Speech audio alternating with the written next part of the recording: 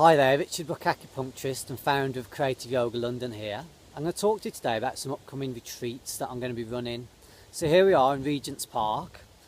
So I often come out into Regent's Park if I can during the course of my day, if I'm on the area. I'll come for maybe 30 minutes, an hour if I can, because it acts as a bit of an antidote to some of the pressures that are going on out there in modern urban living. So for me it's a little bit of an oasis where I can tune back in with myself, get a little bit of natural light, some fresh air, and just feel a lot more relaxed than I do within the course of most of my day. And we're going to talk a little bit about the average day of what a modern urban dweller might experience. Some of this might be applicable to you and some of it probably won't be. But let's say, so we get up in the morning, and this is assuming you've had a good night's sleep. You might not even have had a good night's sleep. Maybe you was even up working late the night before. So you get up in the morning, before you know it, the phone might be on. You might already be checking emails from the day. You might even have to flick the laptop open. You're already thinking business. And straight away, this might be compromising the amount of time that you can give to the people who you might be living with, wife, husband, boyfriend, girlfriend, kids. And it also might be compromising, this amount of time you've got in the morning might be very squashed down already, and compromising the amount of time you've even got to eat your food properly and feel nourished by the food that you're eating in the morning. So you might be dashing out the door. Now if you are dashing out the door, chances are you're over-activating already your adrenaline and your adrenals. And when we get in this cycle, our digestive efficiency becomes compromised. So even if you have had breakfast, you might not be digesting it properly. Or if you haven't had breakfast, we tend to seek kind of quick win stimulants. So we might be on the coffee, we might be looking for high carbohydrate, lots of refined sugar. First thing in the morning we often go for just to get us through the morning. Then we've got the challenges of getting to work. So there'll be a commute in there somewhere probably, so you might be in the car, lots of traffic, again lots of pollution. There might be travelling on the underground, buses, it's pretty chaotic essentially. Then you get into work. So you might get into work, and chances are, even if you've got a lot of light within your building, there's certain spectral rays of light which actually get filtered out through glass that your body needs. So you need to have certain spectral rays of light to hit your retina in order for your brain chemistry to balance and recognise that it's daytime. So when you're inside all day, you might have the best lights in the world within your building. But if that light isn't coming in naturally through the glass, because it'll get filtered out, there's certain subtle effects on the body that it will have. So already that's becoming compromised as well. Your body doesn't really recognise it's daytime. Chances are you'll also be sedentary, you might be at your desk. So again, there's certain organs within the body that are getting compromised because you're not moving properly. Well, fast forward to lunchtime. Now for me, lunchtime, from what I'm hearing from people, and I'm lucky because obviously I get to do acupuncture and yoga, I run my schedule slightly differently from a lot of people. From what I understand from people I'm treating a lot nowadays, lunchtime is becoming even more compressed for a lot of people. So you might end up having lunch at your desk. Again, that's very challenging. You're not really focused on your food. You're not really probably chewing your food or just digesting your food properly.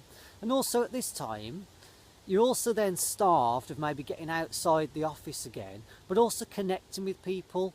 So sometimes when we sit and eat, or a lot of the time when we sit and eat, it often provides a means to connect with people. We often connect with people in a lot more relaxed way when we're eating with them than we do in normal everyday social interaction, if you like. So again, that might be getting starved, that connection with people, a bit more of a heart connection gets compressed.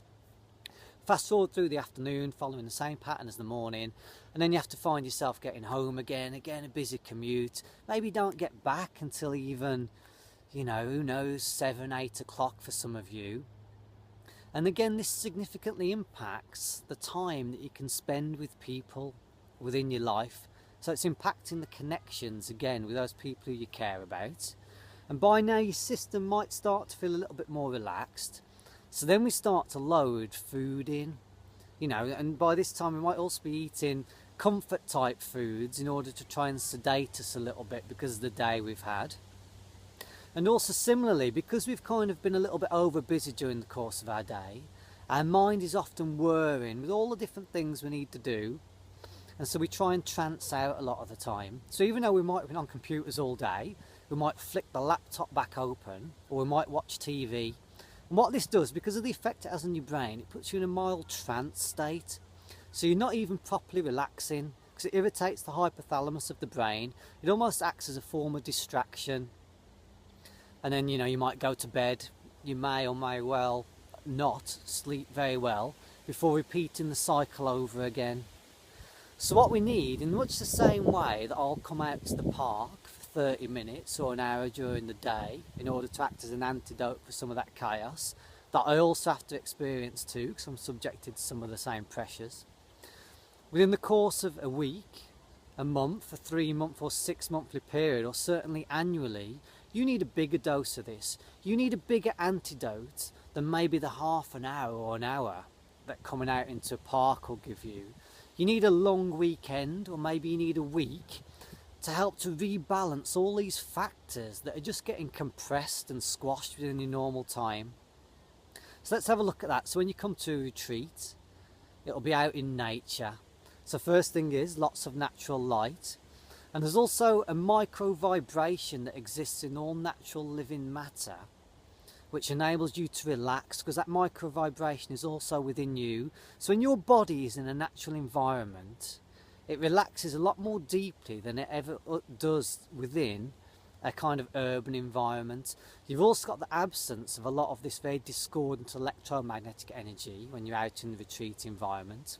So already we've got natural light, we've got fresh air, we've got the absence of electromagnetic energy, and thrown in on top of that you've got this very harmonious energetic vibration, if you like, which nature provides in order to relax you. Now when we relax, it's not just the fascia of the body that relaxes, it's not just the muscles, ligaments and tendons that relax, your internal organs also relax. So when you're out at a retreat, your digestion will start to improve, and it also gives your body time to detox and remove a little bit of clutter, if you like, from the body energetically. So much the same way we get very busy around us and we almost can't take the rubbish out or clear our desk. So the body gets compromised in its amount of time in order to clear waste when you're very busy.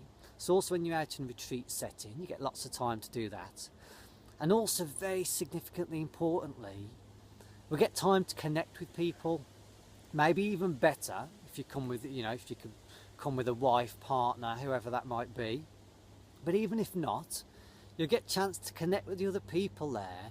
We get nourished from our connection with people. When we have people swapping where they put their attention, when people put their attention on you and you put your attention on other people, it energetically feeds and nourishes us. When we're around people and we relax a little bit and open our heart, it resonates something that's really pleasant and it enables us to feel energised. And again, in modern urban life, this really gets squashed. Throwing on top of this, in this retreat setting, the fact that you'll be eating great food, which helps to nourish you. So we've got all these positive factors coming in, but we've also got more. So as I was saying, we go home and we often try and relax, and actually what we're doing is we're trancing out. Within a retreat setting, we're actually giving and feeding into you amplified relaxation techniques and therapies that enable you to relax on a much deeper level. So whether that's with the yoga, meditation, acupuncture, massage, movement exercises, going for walks, depending on what retreat you come on, we're doing these things which actually enable your body to relax on a far deeper level and amplify your relaxation. I talk a lot about yin and yang in my practice. And in the modern Western world, we're very yang driven, so yang being outward exertive force and yin being the capacity to move back in to balance that.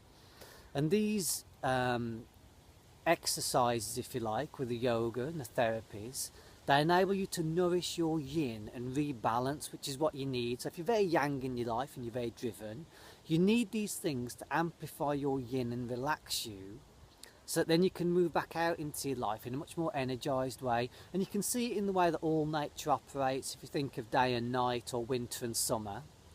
And without winter there can be no summer, so it's very difficult to move out into your life and be really, really busy and have lots of energy unless you're allowing yourself to come in. So there you go, hopefully there we've got some compelling reasons for you to come along and give yourself what you need. give yourself the antidote and the mechanisms to rebalance from the challenges of what modern urban living gives you.